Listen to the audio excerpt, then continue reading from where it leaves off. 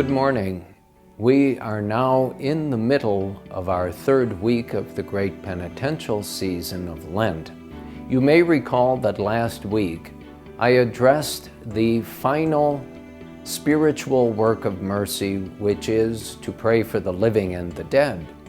This week I would like to speak about the final corporal work of mercy, which is slightly different, and that is to bury the dead. We perform a great work of mercy, a charitable work of mercy, when we attend a wake and funeral or funeral of one of our deceased relatives or friends or neighbors. And that is truly, as I say, a work of mercy. It's a work of charity.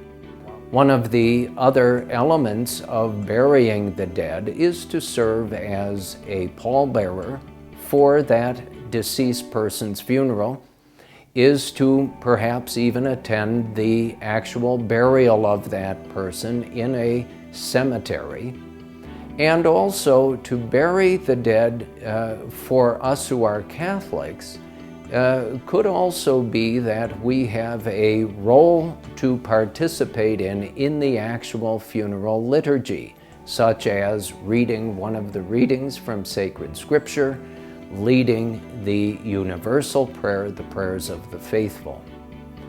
A related issue with this corporal work of mercy, especially when one is going to attend a funeral mass, is that one often has already attended Mass and wishes to return to church and participate in that funeral Mass and receive Holy Communion for a second time.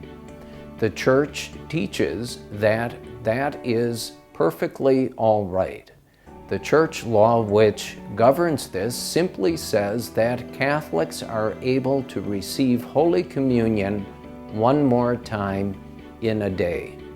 So I encourage you, if the opportunity presents itself, please do exercise this corporal work of mercy to bury the dead. It is a true work of charity. May the rest of this third week of Lent be a fruitful one for all of you in your prayers, your works of charity, and in the sacrifices you continue to make for the love of God and our brothers and sisters.